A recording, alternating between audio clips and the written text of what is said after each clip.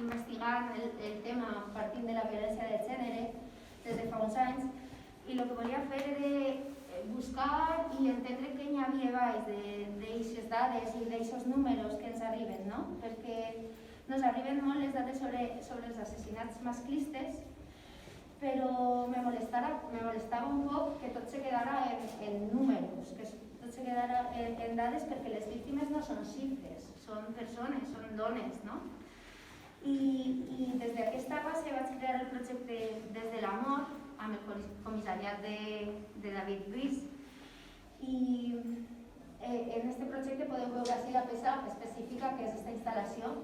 que ja us ha explicat Patricia, però no és tot l'any. He de dir que són sols 5 o 6 mesos, la peça és més gran i crec que això també és important a l'hora de visualitzar-lo, no? I podem veure com baix hi ha, com ha dit Patricia, més agressions i violacions i diferents actes que moltes voltes ens passen desapercebuts i inclús moltes vegades inclús els justifiquem, no? I per Lluïsa naix buscant un poquet més avall, buscant un poquet, intentant entendre l'arrel d'aquesta problemàtica, preguntant-me per què es crea aquesta diferència, aquesta estructura desigual en la que uns tenen el poder i unes altres són sotmeses, no? I anant enrere podem veure com els textos que constitueixen la nostra societat actual, la majoria dels textos estan plens de misogínia, no? La Bíblia, l'Odissea, que coneixem i que han estructurat aquesta societat en la que vivim. I veiem com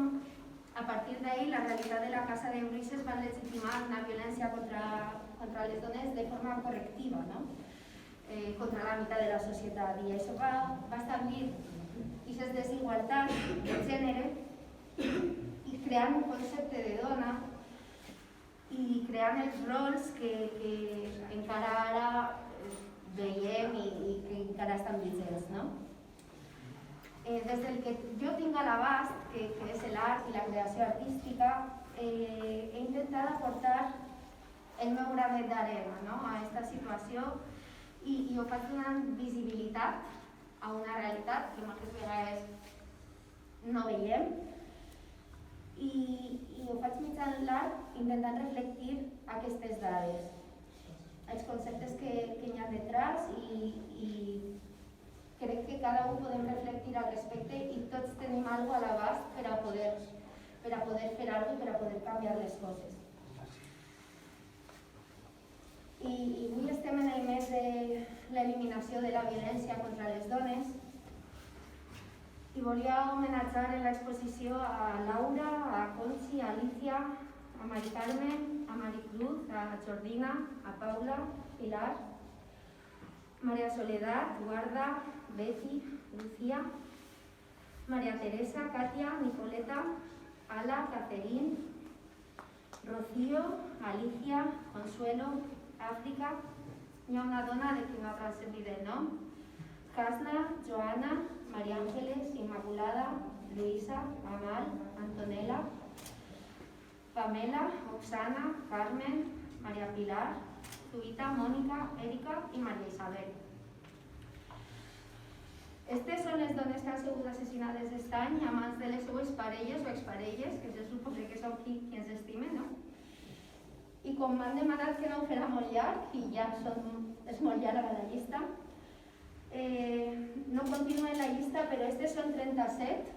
dels 70 feminicidis que hi ha hagut aquest any i que no compten en les estadístiques oficials perquè no han sigut a mans de parella o exparella. Hi ha 33 dones més que han sigut assassinades en Espanya per coneguts, per familiars o per persones que no coneixien. I ja tant que el que volia demanar-vos és que tant de bo avui esta mostra nos ajude a tots a reflexionar i a prendre acte i a actuar al respecte. I espero que cada minut de silenci que se faci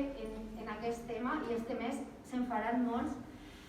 que no el gastem de forma passiva mirant quants segons queden. Espero que a partir d'ara, cada minut de silenci que es faci,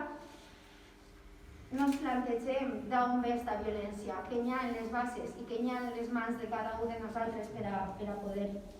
erradicar aquesta violència masclista que tenim a l'entorn. I ja tanque, moltes gràcies per haver-me escoltat. Espero que les peces d'esta exposició ens moguen, que estimulen a la reflexió i a l'acció.